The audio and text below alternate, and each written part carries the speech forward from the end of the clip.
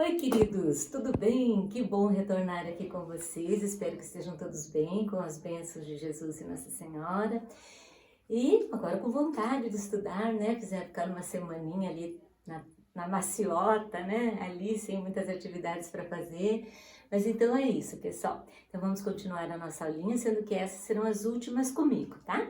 Vocês vão ter umas aulinhas com a professora Juliana e depois biologia, que vocês vão gostar bastante. Bem, pessoal, então o que a gente estava vendo? Nós estávamos estudando nas aulas anteriores as 4 funções não, as 4 não, nós não tínhamos visto as 4, nós tínhamos visto apenas 2, mas são 4 as funções da química inorgânica, né? Nós vimos ácidos. O que são ácidos? Ácidos da água ionizam, liberando cátion H+. Então, ácidos são substâncias, vê se parece. Ácidos na água, então, os ácidos são substâncias moleculares que na água sofrem os quê? Ionização, né? Liberando como único íon monopositivo o cátion hidrogênio. E bases? Bases na água dissociam, liberando o OH-, o ânion, né? OH-.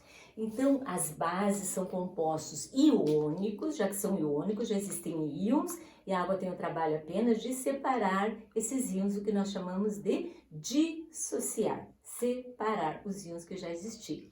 Então, agora a gente vai ver o que acontece, pessoal, quando a gente coloca um ácido e uma água juntos. Então, vamos acompanhar comigo aqui o que é que vai acontecer, tá?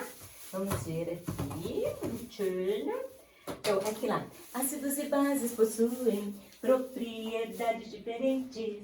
Ácidos têm sabor ácido e base é astringente. Porém, nunca prove, é um perigo, pois muitos destes compostos têm um alto poder corrosivo.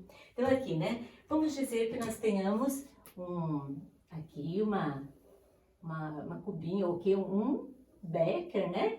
E onde eu vou colocar, então, o ácido clorídrico, tá? O ácido clorídrico na água. Aqui tem aguinha. Vamos colocar aqui que tem água, tá? Tem aguinha aqui, né? Se eu colocar o ácido clorídrico na água, o que é que vai acontecer? Você já sabe. Ácidos na água ionizam, liberando cátion H+, e o respectivo ânion, cloreto. Então, tem o hidrogênio e o cloreto separado. A água ioniza, ou seja, ela arrebenta a molécula de ácido clorídrico, separando não, formando íons. Muito bem, então aqui aconteceu o quê?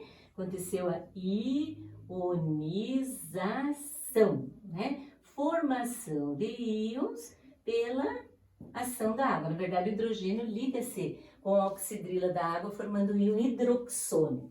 E digamos que aqui, nesse outro bequezinho, a gente vai colocar uma base forte, uma base cáustica, corrosiva, que é o hidróxido de sódio, que por ter o metal junto com a oxidrila, o que ela é? Uma substância iônica, que ao ser colocada na água, né, vamos dizer aqui, tem aguinha, né, você sabe, água, por aqui, água, né, água, H2O, água, H2O nessa recipiente aqui. O que a água vai fazer? Vai fazer uma dissociação. Vai separar os íons que já existem, mas que estão juntos pelas cargas opostas. O sódio, pertencente à família 1A, tem carga +1 e a oxidrila tem carga -1, né? Então, colocando aqui na água, vai ocorrer isso, né? Separar os íons, Na+, OH-, é uma base. Bases na água dissociam, liberando OH-, né? Muito bem. Agora, eu vou colocar ainda num outro recipiente aqui, tá? Vou fazer a mistura dos dois.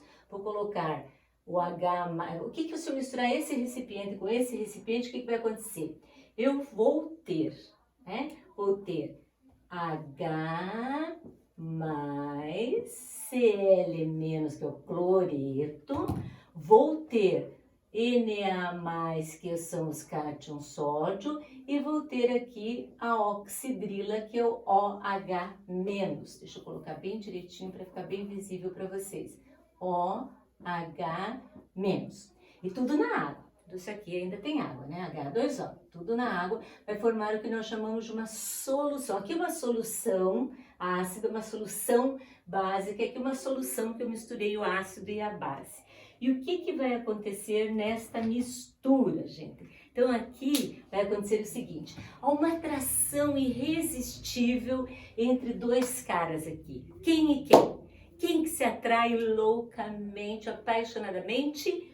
O hidrogênio, pessoal, com a oxidrila, tá? Os dois vão se juntar. Por que o sódio não vai se juntar com o cloro, com o cloreto?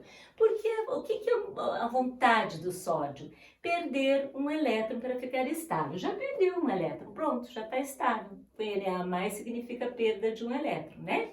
O cloreto, qual é a tendência dele? Receber um elétron. Está na forma de cloreto, quer dizer que já recebeu o elétron de alguém, então tá, que foi de hidrogênio lá, né? Então também está estável. Então quem vai reagir e se unir aqui é o hidrogênio e a oxidrila, formando o que, gente?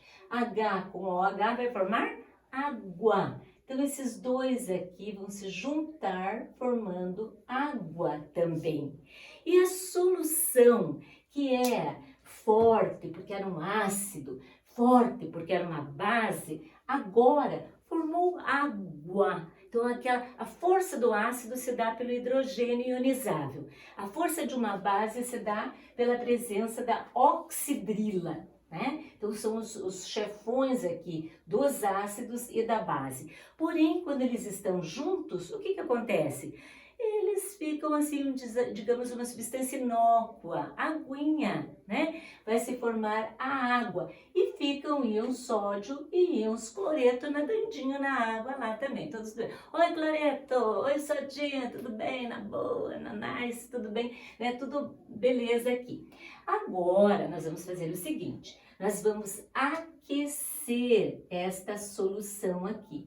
Aquecendo essa solução, né? O que vai acontecer? Vai ocorrer a evaporação da água. Então, a água toda vai evaporar. Tchau, tchau, aguinha! A aguinha vai evaporar, tá? Então, o que vai acontecer? Toda a aguinha vai sair, vai evaporar e vai acontecer o quê? Agora sim, gente. Então, quando a água evaporar, vai acontecer que o sódio e o cloreto, como o sódio é positivo, o cloreto é negativo, não tem mais água para separá-los, eles vão ser obrigados a se juntar, a formar um composto. Por quê? Porque as cargas opostas se atraem e eles vão formar então uma substância que nós conhecemos muito, que é o cloreto de sódio, que é um sal, né? O nosso sal de cozinha. Então agora nós teremos a função química, que a gente vai dar só uma estudadinha rápida, que são os sais, tá? Então vamos lá, vamos na musiquinha lá. De que vale o ácido se a base ele encontrar? Pois seu hidrogênio com oxidrila vai ligar. E os dois juntinhos a água formarão. E a solução neutralizarão, pois a água os dois irão formar.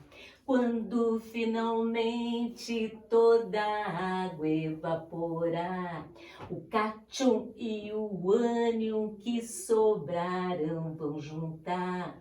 E os dois juntinhos a reação completarão, pois um sal irão formar. esta é uma reação de neutralização. Ou, se preferir, é salificação.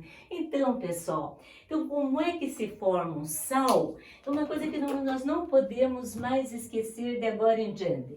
Ácido mais água, sal e... Desculpe, ácido mais base, sal e água. Ácido reagindo com uma base sempre vai dar sal e água. Ácido mais base, sal e água. A gente pode até cantar a música inteirinha agora, bem completinha, que seria o quê?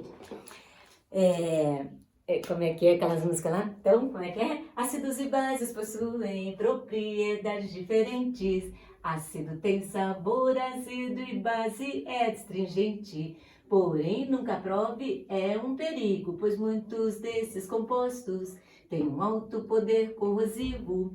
Ácidos da água ionizam, liberando cátion H+, que reage com as bases, produzindo vários sais. Bases da água dissociam, liberando OH-, que reage com os ácidos. Isto nós já sabemos. Então, estamos sabendo a partir de agora. Ácidos reagem com bases, formando sal e água. Tá? Então, nós temos agora a função química sais, né, gente? O que é um sal? Então, sais são compostos também iônicos, tá? São iônicos formados por, então vai ter íons no sal, e esse sal será proveniente. Qual o sal que nós obtivemos naquela hora? O cloreto de sódio, né?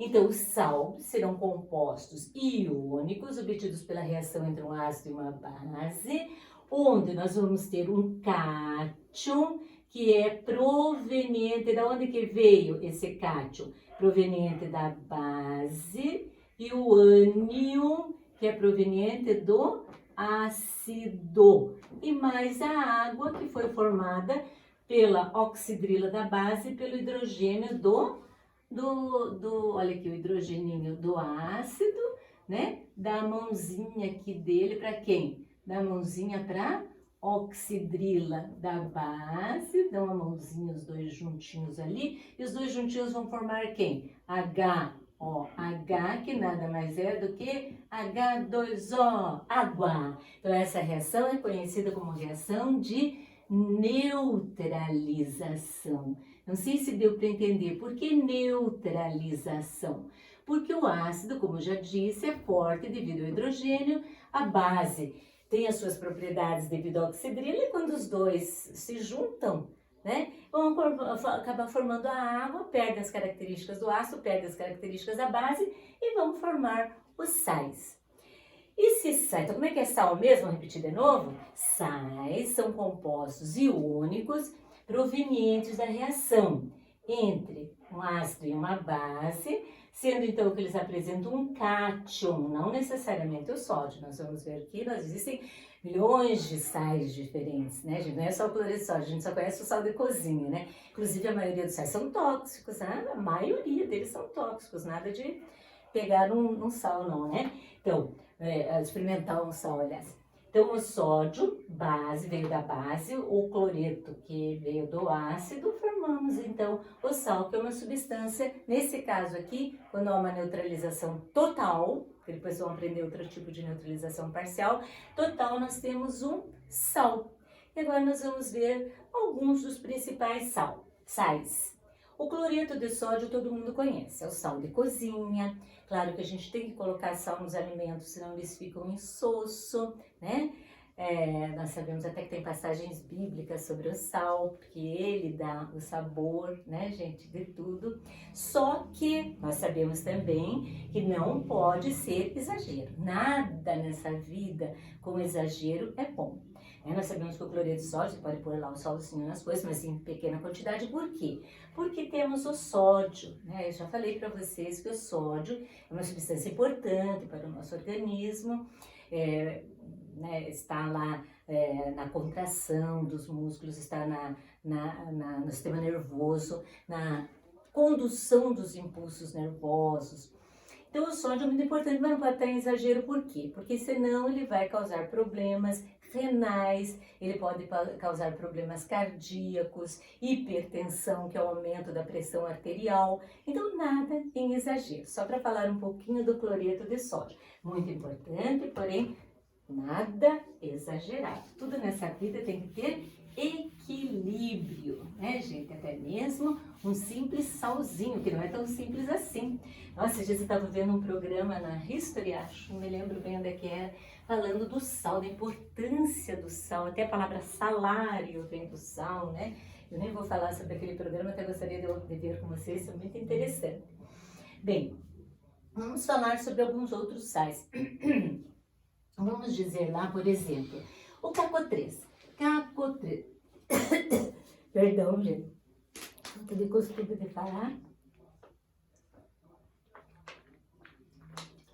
Uma semana sem falar, a boca, a garganta tá meio sem uso. Então vamos ver lá. Vocês vão ver bastante na química o CaCO3. Quem é o CaCO3? É um sal que é proveniente do hidróxido de cálcio, que é uma base, né? E do ácido carbônico, que é um ácido. Quando o hidróxido de cálcio reage com ácido carbônico, nós vamos ter o carbonato de cálcio, que é o mármore, gente, é o mármore. Para que serve o carbonato de cálcio? Então, além de formar o mármore, ele também está presente na calcita e é utilizado para se obter a cal, o óxido de cálcio. O óxido de cálcio, que é a cal, não existe na natureza. Então, quando a gente aquece em uma temperatura bem elevada, o carbonato de cálcio, nós vamos obter, né, o óxido de cálcio, que é a cal virgem, ou é cal virgem só, né, mais o CO2, que é dióxido de carbono. Nós vamos obter, então, 2 óxidos, que será o próximo assunto nosso, tá? Então vamos ver lá. Só vocês não precisam saber de cor, nada, mas tem uma olhadinha, dê uma lida bem boa, assim, nesses sais que são importantes. Que mais que é utilizado o carbonato de cálcio? Para diminuir a acidez do solo. Geralmente, quando você vai fazer uma plantação, né, você vai investir muito, o que você tem que fazer? Uma análise do solo. Se houver excesso de acidez, né, se o solo estiver muito ácido, tem que fazer a calagem. E com o que a gente faz a calagem? Com carbonato de cálcio, o calcário. Não vi na minha palavra, calcário. Onde é que está presente também? É importante, olha, nas cascas de ovos, né? E em vários outros locais tem o calcário, vocês conhecem, né? E, por exemplo, quando a criança está com anemia, está com falta de cálcio, está raquítica, coitadinha da criança que fala, né? Então, na pastoral da criança, é costume, então, pegar cascas de ovos bem lavadinhas, claro, né? E moer bem e colocar junto no alimento como complemento alimentar para fornecer o cálcio. Porque daí, junto com a água, com os alimentos lá, vai separar o cálcio do carbonato. Né? Então vamos ver, esse é importante, carbonato de cálcio, que é o calcário, está presente no mármore, também calcita, parece calcita, né? Calcita das carciola. Então vamos lá, gente, outro sal importante que vocês ouvem falar bastante nele, deixa eu me lembrar aqui, o nitrato de sódio, ó, nitrato de sódio, o nitrato de sódio é um sal proveniente do hidróxido de sódio, né, que é uma base, e do ácido nítrico, que é um ácido forte, né, um ácido nítrico. O nitrato de sódio é conhecido com o nome de salitre do Chile. Salitre do Chile, muito importante, tá? No que a gente usa o salitre do Chile? Nós usamos o salitre do Chile, nós não, né? As indústrias, para fabricar fertilizantes, explosivos, pólvora negra. A pólvora negra é feita com nitrato de sódio. E também pode ser utilizado como conservante de alimentos. E também não pode ser consumido em excesso. Que alimentos? Principalmente os embutidos, né, gente? Salsicha, que mais lá? Salame, presunto. Esses produtos são industrializados e são o quê? Eles têm que ser conservados por um tempo. Então, coloca-se o nitrato de sódio, que é comprovadamente cancerígeno em quantidade grande. Então, nada de ficar comendo só coisas industrializadas, nada como comer aquilo que vem do natural, né? Frutinhas, verduras, etc. Claro que a gente não vai deixar de comer, mas sem excessos, como eu já falei para vocês, né? Tá, então, nitrato de sódio, salitre do Chile, se vocês ouvirem falar na pólvora negra, né? A pólvora negra, a gente usa o nitrato de sódio e também fertilizantes. Até tem uma história muito interessante da Segunda Guerra Mundial que havia, mas eu não posso contar agora, senão eu vou demorar muito. Oportunamente eu conto para vocês como é que surgiu até a obtenção do nitrogênio. Foi na Segunda Guerra Mundial pelos alemães devido à falta de nitrato de sódio necessário para a obtenção do nitrogênio na fabricação de fertilizantes. Bem, que mais lá? Com um sal importante também, o bicarbonato de sódio.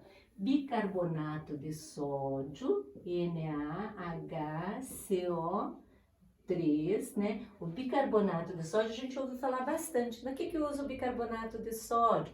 Bem, a mãe usa para fazer bolacha, para usar para bolo, né? No lugar do Royal, coloca o bicarbonato. Royal meu Deus, é nome comercial, né? É fermento, na verdade. Então, ele atua também como fermento, pode ser utilizado. É utilizado também como bactericida, né? Bactericida, assim, leve, né? Pode ser usado bicarbonato. Então, já, nas pastas de dente, às vezes eles dizem que tem bicarbonato para clarear os dentes lá, né? Mas é uma substância bastante importante, tá? Depois vocês vão estudar também outras utilidades do bicarbonato, de sódio. Outro aqui, sal bastante importante, deixa eu me lembrar aqui para vocês, interessante, olha, um sal importante aqui, é o cianeto de potássio. Deus me livre, esse sal é tóxico, venenoso, né? É o cianeto de potássio, o cianureto, que é um veneno até isso aqui. Por quê? Porque quando ele está... A gente lembra antigamente, né, que, não sei se vocês assistiram filme antigamente, vocês não lembram, mas assistem filmes, né, que o pessoal, assim, punha veneno nos alimentos, assim, que eles queriam lá matar, ou então, até, nossa, tinha na Rússia, vocês vão estudar, hoje estudaram, o Rasputin, que era um camarada infernal, eles achavam mesmo que ele tinha, né, lá... com o diabinho, porque de tanto que ele infernizava a vida de todo mundo e mandava, e todo mundo tinha medo do Rasputin. E uma vez eles tentaram matar o Rasputin, colocando na sua comida cianeto de potássio. E o que foi que aconteceu? Bem, isso aqui teria que contar numa outra aula mais tarde também, mas o que acontece? Por que mata isso aqui? Mata por quê? Toda substância que a gente ingere, gente, no nosso organismo tem água e vai sofrer o metabolismo, né? E no metabolismo os íons se separam. Então eu separaria o íon potássio mais o íon cianeto. E esse cianeto, lá no estômago, ele reage com o ácido clorídrico. Olha, tudo no nosso organismo, porque o nosso organismo é um laboratório maravilhoso, onde ocorrem milhões de reações a todo instante. Então a gente tem que cuidar com o que põe na boca, né? Então, ao reagir com o ácido cloreto, o cianeto, ele vai dar o ácido cianídrico. Lembra que eu contei para vocês que o ácido cianídrico é extremamente venenoso. Ele impede a entrada de oxigênio dentro das células. Só que ele é neutralizado por açúcar, por glicose. Mas não assim neutralizado, é bem complicado, não é tão simples como eu estou falando assim. Mas acontece que, como estava contando a história do Rasputin, né? Quando deram para ele o cianureto, e colocaram num pudim, sei lá, numa sobremesa muito doce. E aquele açúcar que tinha conseguiu neutralizar o cianureto e ele não morreu. Aí sim que ficou mais ainda conhecido como é coisa do demo, né? Porque não morreu nem com cianureto tal. Depois eles experimentaram talvez dar mais para ele, porque ficaram com medo das consequências, né? Esse Rasputin era terrível. Quando na sequência das nossas aulas de química eu poderia explicar cada reação individualmente, mas agora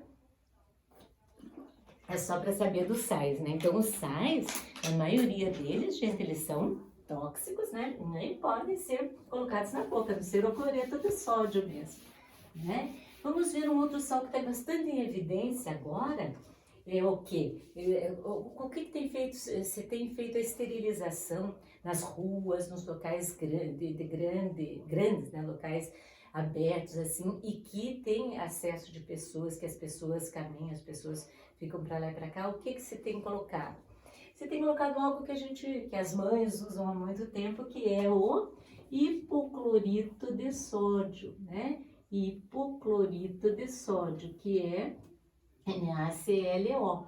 O hipoclorito de sódio nada mais é que a gente ia falar que boa também. Olha como a gente já puxa, né, por uma marca que a gente está acostumado. Quem vai falar em maionese fala Hellmann's, né? Não. Hipoclorito de sódio, o que que é? É alvejante, a água sanitária, que tem várias marcas, né? Então, o hipoclorito de sódio, ele é muito importante porque é bactericida, fungicida, mata ovinhos de vermes, né? Então ele é muito importante, mas também é tóxico, tem que saber a quantidade que vai aplicar, como que vai diluir na água.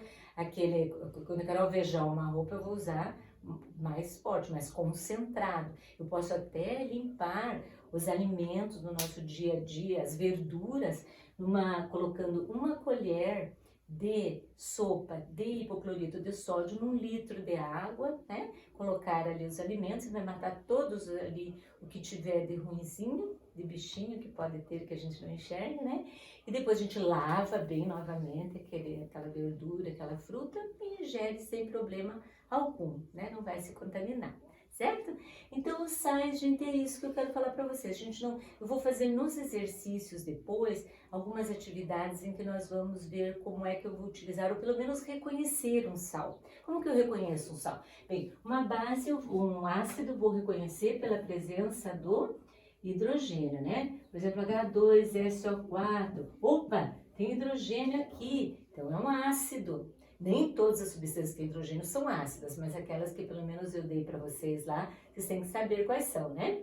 Os ácidos. Aí quando tem lá, né? Vamos por uma diferente aqui. ALOH3, né? Nossa, isso aqui é uma base. Agora você já tem que saber, pelo menos isso. Eu quero que vocês saibam daqui. Bem, aqui eu tenho um cátion, tá? E tudo isso aqui é um ânion. Então, cátion, ânion, cátion veio da base, o ânion do ácido. Nós temos o quê? Nós temos os sais, certo? Então, isso é importante, dê uma lidinha no nome, principalmente dos sais, para que eles servem, que tem ali na apostila. E nós vamos ver agora a última função da química inorgânica, que são os óxidos. Óxidos. O que são óxidos? Eles estão presentes aí na nossa vida a la Bangu, né, gente? Tem muito óxido por aí, alguns são bons, outros nem tanto. E o que é um óxido, então? Então, óxidos são compostos binários. O que é um composto binário? São compostos que apresentam apenas dois elementos químicos, sendo que um desses elementos obrigatoriamente tem que ser, o que lembra óxido? Lembra oxigênio, né? Então, um deles obrigatoriamente tem que ser o oxigênio. Então, que óxidos até a gente, normalmente aqui, quem é esse óxido aqui? Vocês conhecem bem, desde o comecinho da aula vocês já sabiam desse óxido. É o dióxido de carbono, gás carbônico, que vocês conhecem, né? Então, o dióxido de carbono, gás carbônico, que é um gás que é até importante também. A gente só diz que excesso de CO2, porque CO2 é responsável pelo efeito estufa. Mas o CO2 é bom no quê? Ele é importante para as plantas, porque as plantas assimilam o dióxido de carbono da atmosfera para uma reação com o que, gente?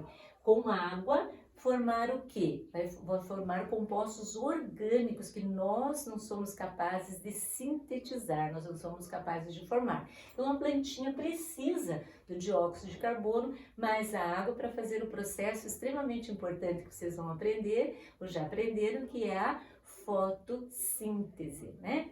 E o dióxido de carbono também é importante, mesmo para efeito estufa, assim. Quem diz que efeito estufa não é ruim, né? O que acontece? O que é estufa? A gente sabe que quando as plantinhas, a gente quer ter plantas assim bem bonitas, né? Que crescem, saudáveis, a gente coloca numa estufa, né? O que não pode, como eu falei, excesso, né? Então, o que acontece? O Sol, né, é responsável pela vida aqui na Terra, nos fornece energia na forma de calor e de luz, né? Então, o que acontece? Aqui tá a Terra, né? Então, o Sol emite seus raios solares, aquece a Terra e esses raios solares, né, essa radiação acaba voltando para o espaço. Como tem o dióxido o dióxido de carbono retém, e outros gases, mas principalmente o dióxido de carbono, ele retém parte da energia solar, né? Impede que toda ela acabe indo embora. Só que se tem o excesso devido ao quê? Devido a queimadas, devido aos automóveis, excesso de automóveis e tal, né? Nós vamos ter tudo que acaba usando, que a combustão, a queima de combustíveis fósseis, como a gasolina, tudo que é derivado do petróleo, acaba formando dióxido de carbono. Então, o excesso faz o quê? Retém muito mais o que, gente? Escapa só um pouquinho, né? E retém mais o calor aqui na nossa atmosfera, fazendo com que haja o que, então? O aquecimento global. Aí sim, mas não é culpa do CO2 normal, né? É a culpa do excesso, de muitas queimadas, de muitos automóveis pelas ruas e tudo que o homem faz que não deveria ou deveria ter cuidado em fazer, né? Tudo equilibrado, não precisa. Em nome do progresso, acaba se destruindo essa nossa maravilhosa e único lar que nós temos, que nós conhecemos e que temos que primar por ele. O que é? É a Terra, né? Tão linda, tão maravilhosa, tão cheia de riquezas para nós, né? Permite a nossa vida, o homem acaba estragando por bobagem às vezes, né? A gente, em nome de um progresso desmedido, tá certo? Porque tem muita gente, mas também não precisa, tem que ser tudo feito com planejamentos, né, gente? Nada que agrida o meio ambiente nosso, né, gente? O que mais acontece. Bem, então eu falei do dióxido de carbono, que é um óxido, por que ele é um óxido? Porque é formado por dois elementos, oxigênio e carbono, sendo um deles obrigatoriamente o oxigênio. Outra, já que nós estamos falando de óxidos que não são tão bonzinhos assim, então o dióxido de carbono em excesso causa o aquecimento global, falaremos de um que causa chuva ácida. A chuva ácida é causada, então, quando indústrias utilizam também combustíveis fósseis, principalmente, né? Ela acaba emitindo dióxido de enxofre. Esse aqui é um outro óxido, né? O dióxido de enxofre, que sendo liberado na atmosfera, ele vai reagindo devagarinho, mas vai reagindo com o oxigênio do ar, acaba dando o trióxido de enxofre, SO3. Vamos pôr 2 aqui, né? 2, 3, 6, 2, 4, vamos pôr. Ó, aqui, 2, 2, 4, 5, 6. Lembra que há sempre né, que tudo que tem que ter nos reagentes, tem que ter nos produtos também, nós já estudamos isso. 2 vezes 2, 4, 5, 6, 2 vezes 3, 6. Então, vai dar um outro óxido, ó, que é o trióxido de enxofre. Esse trióxido de enxofre, ao entrar em contato com a água, ó, água, H2O, e o trióxido de enxofre, O3, SO2, né, O3 vai dar quem? H2SO4, que é o ácido sulfúrico. Esse ácido sulfúrico sim vai ser responsável então pela chuva ácida com pH abaixo de 5. Né? Nós sabemos que a chuva natural já é ligeiramente ácida devido à presença do dióxido de carbono no ar, que reage com a água e dá um ácido carbônico. Mas a chuva ácida que vai estragar lá monumentos, né? Vai estragar estátuas, vai estragar o que principalmente, gente? Isso aqui acaba caindo na terra, então vai acidificar demais a terra para ser plantada, vai cair nas mares, vai cair nos lagos, vai então prejudicar a vida marinha, a vida terrestre, a vida dos lagos. Então, né, a chuva ácida não é legal.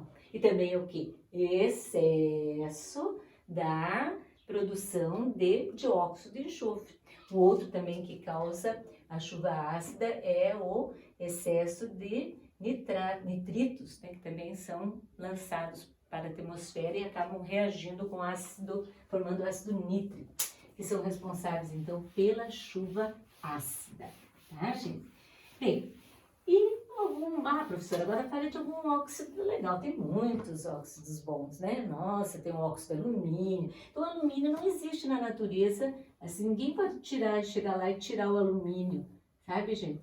Ele tem que passar por processos, né, para a gente obter o alumínio, como nós o utilizamos. Ele existe na forma de óxido de alumínio, que é bauxita, né? O óxido de alumínio. Nós temos também o óxido de ferro, que é hematita. Então, a maioria dos metais são encontrados na natureza na forma de óxidos. O óxido mais, como é que eu posso falar para vocês? O óxido que existe em maior quantidade na crosta terrestre é o óxido de silício, que é esse aqui, ó, dióxido de silício, que é conhecido como quartzo ou areia, gente, é areia, uma quantidade enorme de areia na crosta terrestre, né? Ele é muito importante.